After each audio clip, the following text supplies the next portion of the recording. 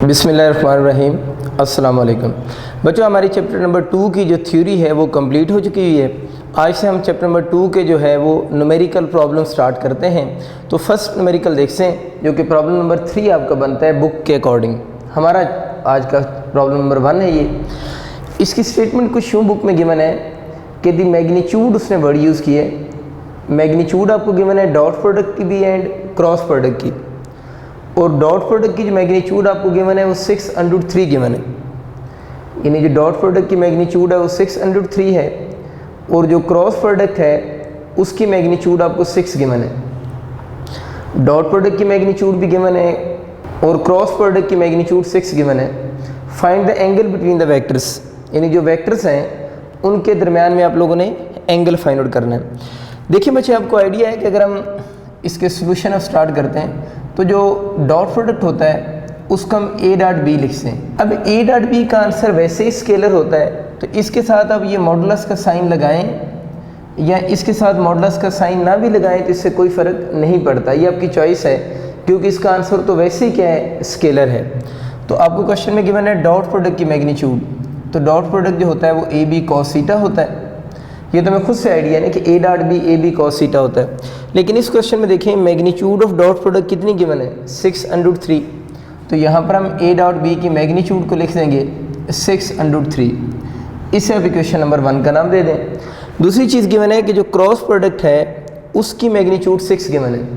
अब हमें पता है क्रॉस प्रोडक्ट का जो है आंसर तो वेक्टर क्वांटिटी आती है। इसका आंसर अगर वेक्टर क्वांटिटी आती है तो इसके साथ आप लोगों ने मैग्नीट्यूड की सिंबल या मॉडुलस की सिंबल मस्ट यूज़ करनी है।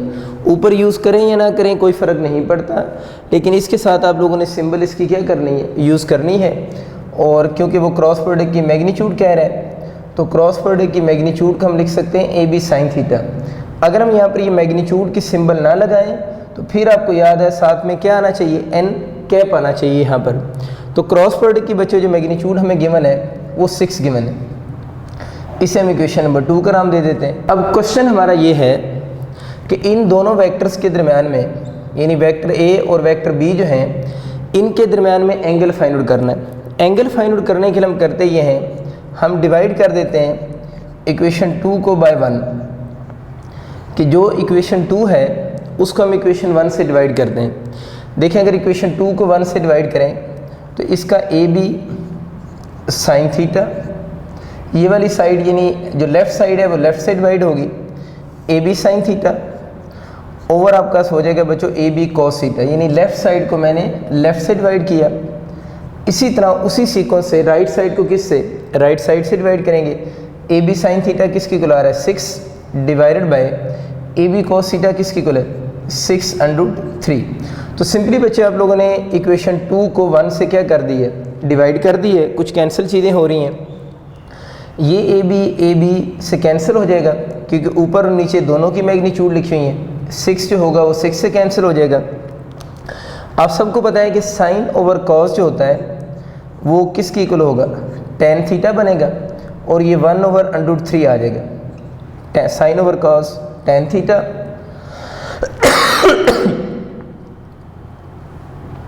Equal to 1/√3। अब बच्चों हमें तो यहाँ से थीटा की वैल्यू चाहिए, तो थीटा को इसी साइड पे रहने दें। tan उधर जाकर क्या बन जाएगा, tan इन्वर्स बनेगा।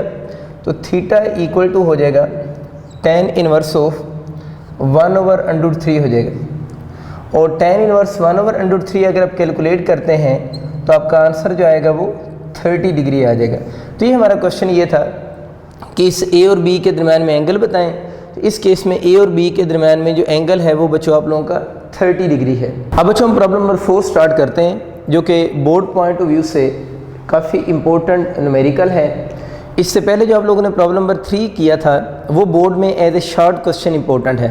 तो आपका जो फेडरल बोर्ड है उसके अंदर कुछ जो एक्सरसाइज के न्यूमेरिकल्स होते हैं वो शॉर्ट क्वेश्चन के जो 2 सेक्शन होते हैं उनके अंदर भी इनको इंक्लूड कर रहे होते हैं। तो जो प्रॉब्लम नंबर 3 है वो शॉर्ट क्वेश्चन के लिए इंपॉर्टेंट है, लेकिन ये एज ए न्यूमेरिकल प्रॉब्लम आएगा, मीन ये लॉन्ग क्वेश्चन का बी पार्ट बन सकता है। आइए देखते हैं ये न्यूमेरिकल प्रॉब्लम है क्या। इसकी स्टेटमेंट मैंने आपके लिए बोर्ड पे लिखी हुई है। इसमें वो ये कह रहा है कि a load of 10 Newton is suspended from A cloth line, यानी क्लॉथ लाइन है उसके साथ उसने 10 न्यूटन लोड अटैच की है, यानी एक वायर है जिसके साथ आप कपड़े हैं जिसके ऊपर अटैच करते हैं, उसके साथ उसने 10 न्यूटन का लोड अटैच किया हुआ है। अब यूँ समझने कि ये वो क्लॉथ लाइन है जिसके ऊपर आप लोगों ने वो जो क्लॉथ प्लेस करने हैं, और इसके साथ उसने जो लोड अटैच किया है वो 10 न्यूटन लोड अटैच किए हैं। जब ज़ाहिर है लोड अटैच करेंगे तब ज़रा खुद सोचो ना, अगर क्लॉथ लाइन यूँ है, अगर आप इसके साथ यहाँ पर लोड अटैच करते हो, इस जगह पर अगर हम लोड अटैच करते हैं और लोड उसने बताया है कितने न्यूटन अटैच किए, 10 न्यूटन लोड है, तो जैसे आप इसके साथ 10 न्यूटन लोड अटैच करोगे तो ये जो क्लॉथ लाइन होगी ये अपनी इस पोजीशन पे तो नहीं रहेगी, ये यहाँ से डिस्टॉर्ट होकर किधर आ जाएगी, नीचे आ जाएगी। मतलब यही जो क्लॉथ लाइन है जब इसके साथ हम लोड अटैच करेंगे तो ये किधर मूव कर जाएगी, डाउनवर्ड मूव करेगी। और ये बता रहा है ए लोड ऑफ 10 न्यूटन, जब इसके साथ 10 न्यूटन लोड सस्पेंड किया है, दिस डिस्टॉर्ट्स द लाइन, इसने लाइन को डिस्टॉर्ट किया। डिस्टॉर्ट मीन यही है कि लाइन अपनी इस पोजीशन से अब किधर आ जाएगी, नीचे आ जाएगी। और कहते हैं कि नीचे आएगी so that it makes an angle of 15 degree with the horizontal, यानी जब ये क्लॉथ लाइन नीचे आई है तो उसने हॉरिजेंटल के साथ एंगल 15 डिग्री बनाया। इसी चीज़ को अब आप यहाँ पर रख के सोचें, आपको ज़्यादा बेहतर समझ आएगी। यूँ समझें कि ये क्लॉथ लाइन की ओरिजिनल पोजीशन थी। अब ये चीज़ हमें क्लियर होगी कि अब क्लॉथ लाइन इस पोजीशन पे नहीं रहेगी, तो इसको मैं थोड़ा डॉटेड बना देता हूँ।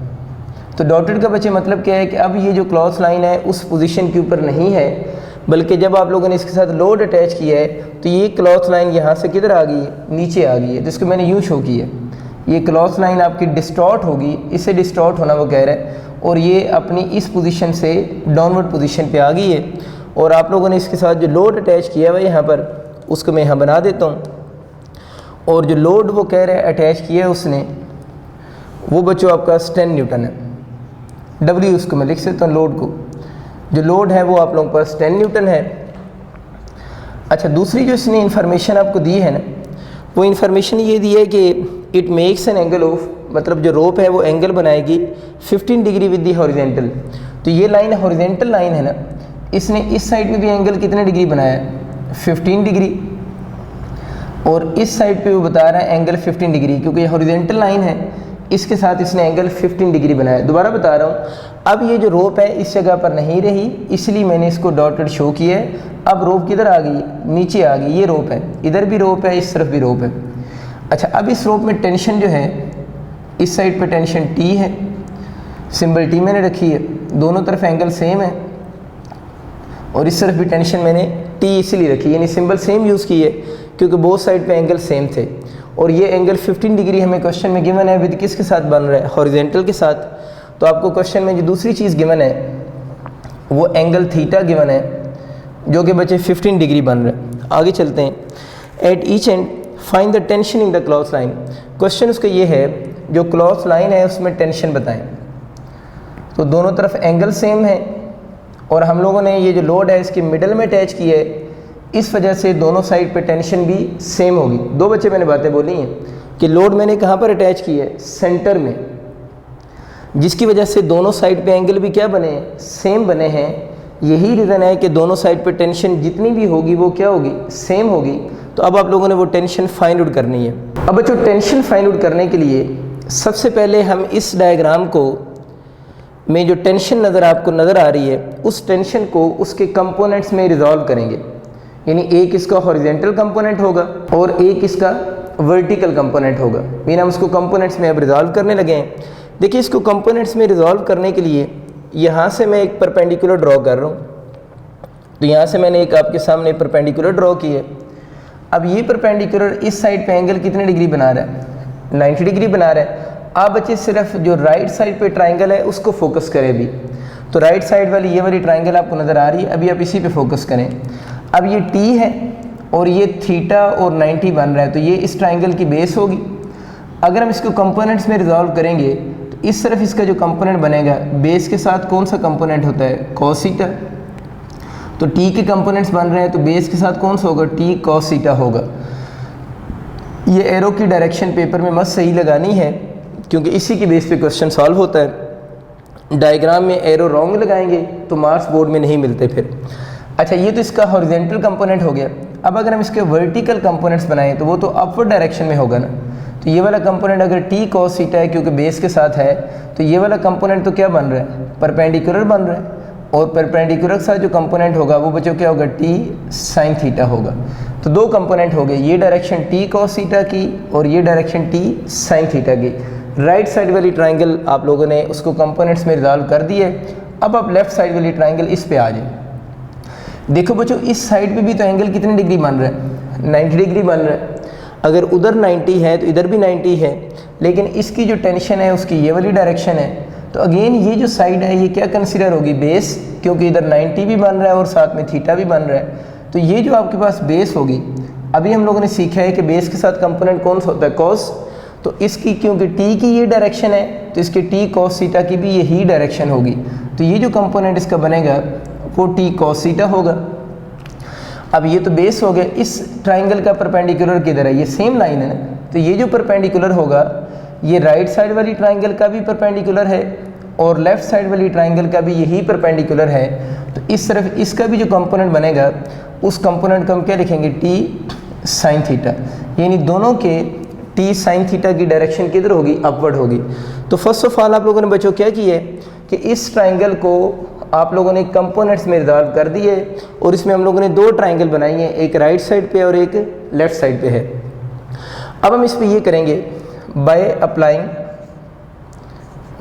Applying first condition of equilibrium. First condition of equilibrium. अब आप लोगों ने इस सिस्टम के ऊपर first condition of equilibrium apply करनी है, जिसका एक पार्ट हम लोगों ने पढ़ा था कि summation f x equal to 0 होगा।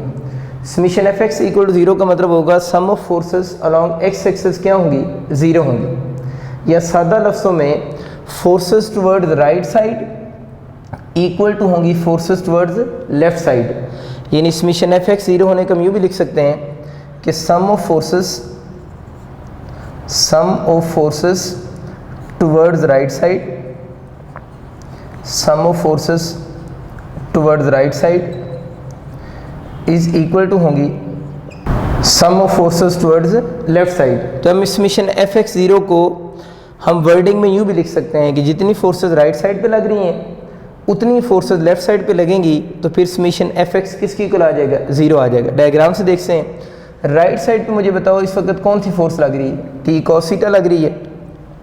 तो राइट साइड पे जो फोर्स लग रही है वो टी कॉस थीटा लग रही है, इज इक्वल टू, एक ही फोर्स है तो सम की जरूरत ही नहीं पड़ेगी, सिंपल एक को लिखेंगे। एक से ज़्यादा होती तो फिर उनको प्लस करते। यहाँ पर भी लिखा हुआ है sum of forces towards left side. Left side पे देखिए कौन सी फोर्स है, हॉरिजॉन्टल डायरेक्शन में सिर्फ टी कॉस थीटा ही है।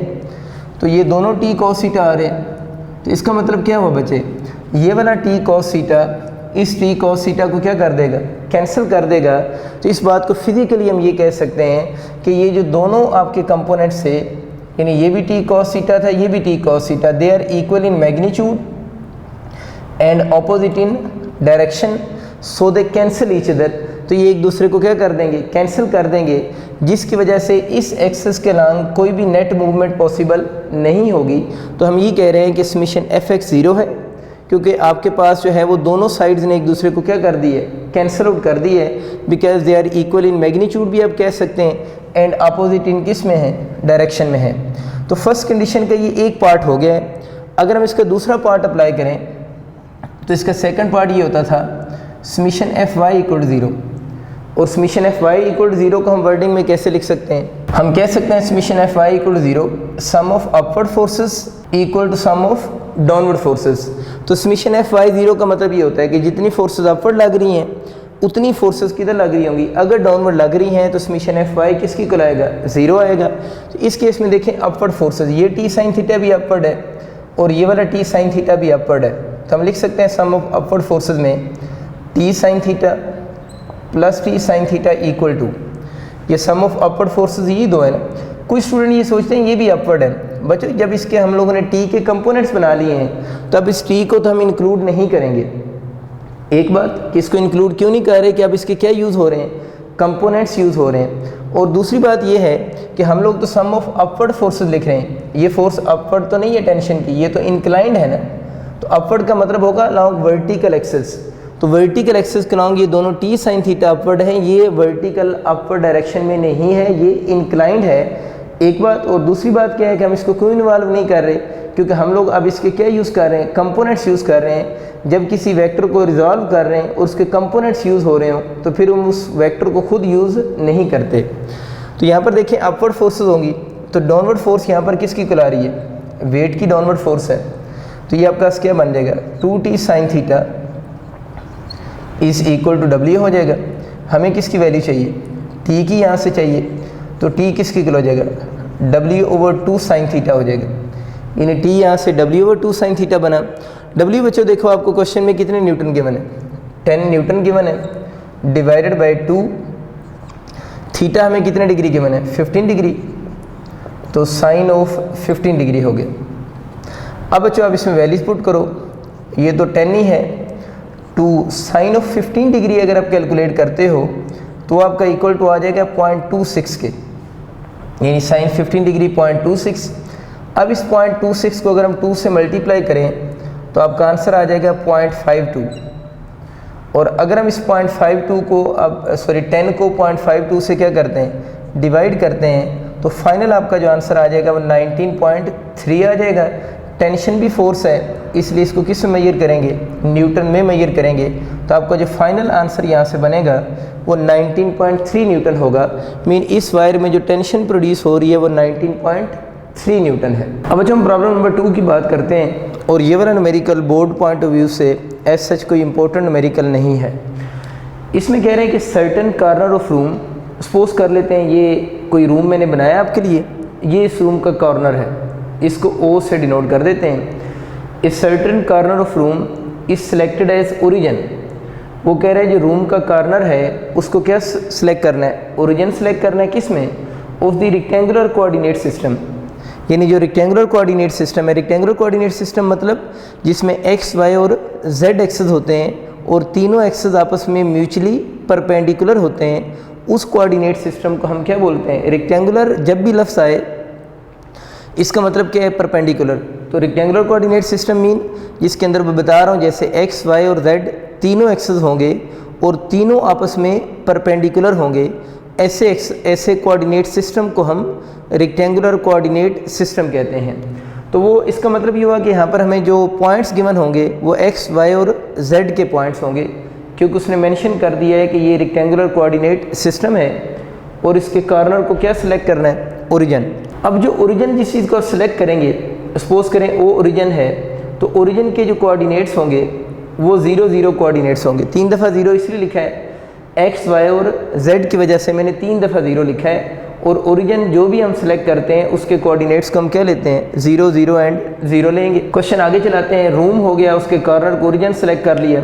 रेक्टेंगुलर कोऑर्डिनेट सिस्टम से क्या हिंट मिला है आपको, पता चल गया x, y और z एक्सिस का हिंट मिला। आगे चलते हैं। इफ़ एन इंसेक्ट, कोई इंसेक्ट है जनाब, is sitting on an adjacent wall at a point whose coordinates are. कोई इंसेक्ट है वो साथ वॉल पे बैठा हुआ है, किसी जगह पर है, और जिस जगह पर वो इंसेक्ट है उस पॉइंट के कोऑर्डिनेट्स 2, 1, 0 हैं। 2, 1, 0 का मतलब ये है कि उसका x कोऑर्डिनेट है, ये उसका y कोऑर्डिनेट है और ये उसका z कोऑर्डिनेट होगा। x, y, z यही बताया ना, रेक्टेंगुलर कोऑर्डिनेट सिस्टम से पता चल गया कि ये x कोऑर्डिनेट है, ये y और ये z है। यूनिट्स इन मीटर, ये बड़ी इंपॉर्टेंट बात कि उसने बताया कि जो कोऑर्डिनेट्स उसने मेजर किए हैं किस में लिए हैं, मीटर में लिए हैं। क्वेश्चन उसका ये है कि what is the distance of the insect from the corner of the room, कि रूम के कॉर्नर से इंसेक्ट का आप लोगों ने डिस्टेंस बताना है। आए डायग्राम बनाते हैं, फिर इसको आगे हम अंडरस्टैंड करते हैं कि इसको सॉल्व कैसे करना है। देखिए ये मैंने आपके लिए वो रूम का कुछ एरिया स्केच करने की कोशिश की है। आप ज़रा देखें कि इसके जो एक्सेस हैं कुछ इस तरह मैंने लेबल किए हैं।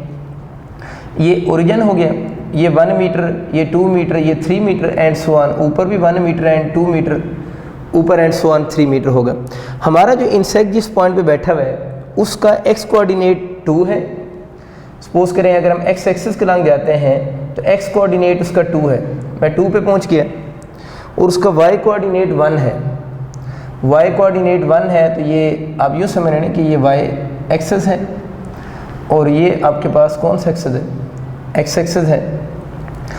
तो y कोऑर्डिनेट उसका कितना है, 1 था, तो आप लोगों ने 1 पर पॉइंट लगाया, और x कोऑर्डिनेट इसका क्या था, x कोऑर्डिनेट उसका 2 था, तो 2 पे पॉइंट लगाया, लेकिन z कोऑर्डिनेट उसका है ही कौन सा, 0 होगा। तो इस पॉइंट को अगर हम रिप्रेजेंट करेंगे तो y आपका जो x की वैल्यू है वो कितनी आ रही है, 2 आ रही है। अगर x की वैल्यू आपकी 2 आ रही है तो इसको आप एक्सटेंड करेंगे, और y की वैल्यू 1 जो आ रही है उसको आप एक्सटेंड करेंगे। तो इसका मतलब ये हुआ, ये जो आपका पॉइंट बनेगा ना, ये वाला जो पॉइंट है, इस पॉइंट के कोऑर्डिनेट्स x कोऑर्डिनेट कितना है, 2 है, इसका y कोऑर्डिनेट कितना है, 1 है, और z कोऑर्डिनेट इसका क्या आ रहा है, 0 आ रहा है, क्योंकि ये प्लेन में लाई कर रहा है। तो इसका मतलब ये कि ये वो पॉइंट P है जिसके ऊपर इंसेक्ट जो है वो बैठा हुआ है, ये पॉइंट P है, और इस पॉइंट P के कोऑर्डिनेट्स क्या हैं, 2 x एक्सिस के लॉन्ग, 1 y एक्सिस के लॉन्ग, और z एक्सिस के लॉन्ग इसका कोऑर्डिनेट कितना है, 0 है। तो ये बात आपको क्लियर हो गया। अब हमारा क्वेश्चन ये है कि इसका, इस इंसेक्ट जिस पॉइंट पे बैठा हुआ है, इसका रूम के कॉर्नर से आप लोगों ने क्या बताना है, डिस्टेंस बताना है। यानी इस इंसेक्ट का रूम के कॉर्नर से आप लोगों ने डिस्टेंस बताना है। मैं इसको डिस्प्लेसमेंट वेक्टर से शो कर देता हूँ, और जब हम इस डिस्प्लेसमेंट वेक्टर की मैग्नीट्यूड ले लेंगे तो वही आप लोगों के पास क्या बन जाएगा, डिस्टेंस बन जाएगा।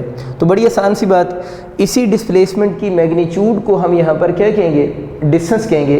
तो पहले हम डिस्प्लेसमेंट वेक्टर बनाते हैं, उसकी मैग्नीट्यूड लेंगे तो क्या बन जाएगा, डिस्टेंस बन जाएगा। अब आपको डायग्राम समझ आ चुकी है। अब बच्चों आगे चलते हैं।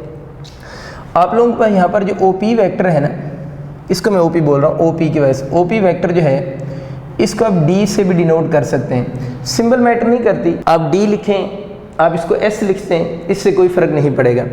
इज़ इक्वल टू, अब बच्चों ज़रा बात ध्यान सुनिए, दोबारा रिपीट कर देता हूँ। क्या मैंने बताया था, जो पहला होता है वो कौन सा कोऑर्डिनेट होता है, x, ये y और ये z। इधर भी पहला क्या है, x, दूसरा y, तीसरा z। अब आप लोगों ने डिस्प्लेसमेंट वेक्टर कैसे बनाना है, उसका तरीका ये होता है कि आप लोगों ने x कोऑर्डिनेट में से x कोऑर्डिनेट को माइनस करना है, y में से y को, और z में से z को। तो करते हैं माइनस, x में से x को माइनस करना है, यानी 2 में से 0 को माइनस करेंगे तो 2 माइनस 0 हो जाएगा। अब ये कौन से कोऑर्डिनेट माइनस हुए हैं, x कोऑर्डिनेट माइनस हुआ है। इस तरफ वेक्टर लिखा हुआ है ना, तो वेक्टर जो होता है वो इक्वल भी उसके क्या आते हैं, वेक्टर ही आते हैं। तो अगर हम सिर्फ 2 माइनस 0 लिखते हैं तो ये तो एक नंबर लिखा हुआ है, यानी एक स्केलर नंबर लिखा हुआ है, 2 मीटर है तो स्केलर क्वांटिटी बन जाएगी।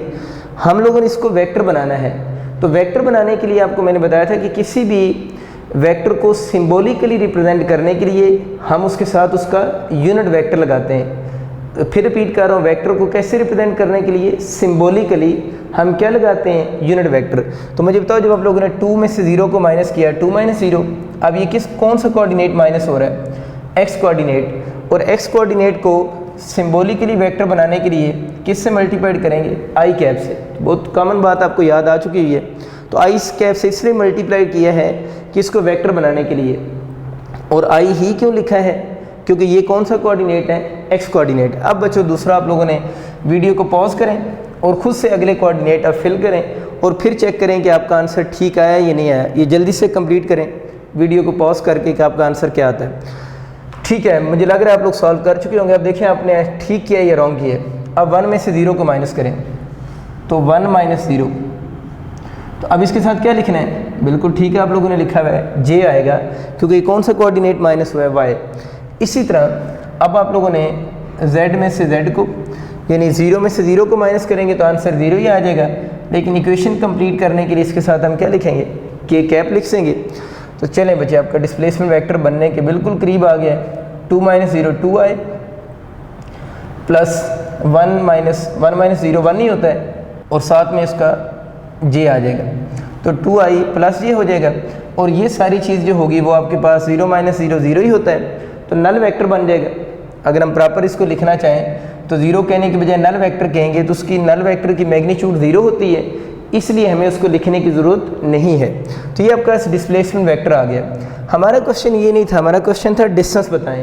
तो मैंने क्या कहा था, इसी डिस्प्लेसमेंट की मैग्नीट्यूड को हम क्या बोलेंगे, डिस्टेंस कहेंगे। तो देखते हैं इसकी मैग्नीट्यूड कैसे कैलकुलेट होगी। लेकिन आपको पता है मैग्नीट्यूड की हम इस तरह भी रिप्रेजेंट कर सकते हैं मैग्नीट्यूड को, मॉडुलस लगाकर। अगर आप ये मॉडुलस नहीं लगाना चाह रहे तो सिंपल डी भी लिख सकते हैं, लेकिन दोनों में आपको याद होगा सिंपल फेस लेटर लिखने होते हैं, मतलब हम इसका फ़ॉन्ट साइज इंक्रीज़ करके नहीं लिखेंगे। अच्छा, अब तरीका क्या है इसका जनाब, हम अंडर रूट लगाते होते हैं, मैग्नीट्यूड निकाल, ये तो लिखने के तरीके हैं ना। मैग्नीट्यूड के लिए आप लोगों ने अंडर रूट का साइन लगाया। अब बच्चों ये करना है कि जो आई का कोफिशेंट है, आई का कोफिशेंट यहाँ पर कौन सा है, 2 है, आई के कोफिशेंट का स्क्वायर करें, आई के कोफिशेंट का स्क्वायर करें, यहाँ प्लस हो या माइनस हो, इस जगह पर फार्मूला का प्लस आता है। किसका प्लस आता है, फार्मूला का। अब जो जे है इसका कोफिशेंट 1 होगा ना फिर, तो अब आप लोगों ने आई के कोफिशेंट का स्क्वायर किया, यहाँ फार्मूले का प्लस, और जे का कोफिशेंट यहाँ पर +1 आ रहा है, तो जे के कोफिशेंट का स्क्वायर करेंगे। तो ये मैग्नीट्यूड लिखने का तरीका होता है कि आई का कोफिशेंट, जे का कोफिशेंट, इवन अगर के भी होता तो हम के भी कोफिशेंट का स्क्वायर करते। इसको ज़रा सॉल्व करते हैं तो 4 + 1 हो जाएगा। ये बच्चों आपका आ गया √5। अब √5 जो होता है वो 2.2 बनेगा। अब हमें क्वेश्चन में गिवन था कि 210 इन यूनिट्स ऑफ मीटर्स, यानी इनको मेजर किया गया था मीटर्स में, तो यहाँ पर जो आपका डिस्टेंस बनेगा, यानी उस पॉइंट का जहाँ पर इंसेक्ट बैठा हुआ है उसका कॉर्नर से जो डिस्टेंस बनेगा उसकी यूनिट 2.2 क्या होगी, मीटर होगी। अगर बच्चों कभी आपका यूँ क्वेश्चन आ जाता ना, उसने यहाँ पर सिर्फ ये लिखा होता कि 210 लिखा होता और आगे मीटर्स ना गिवन होते, यानी हमें ना पता होता कि ये किस यूनिट्स में मेजर किए गए हैं, तो फिर हम d = 2.2 के साथ यहाँ पर वर्ड यूनिट्स लिख सकते। क्या वर्ड बच्चे मैंने बोला, क्या लिख सकते हैं, यूनिट्स। ये इसके साथ यूनिट मीटर की जगह पर कब वर्ड लिखना था, जब हमें ये ना पता हो कि ये कोऑर्डिनेट्स किस यूनिट्स में मेजर किए गए हैं, तो फिर यूनिट तो हम एग्जैक्ट नहीं पुट कर सकते, उसकी जगह पर हम वर्ड क्या लिख सकते हैं, यूनिट्स वर्ड को यूज़ करते हैं। आप सबका बहुत शुक्रिया, अल्लाह हाफ़िज़।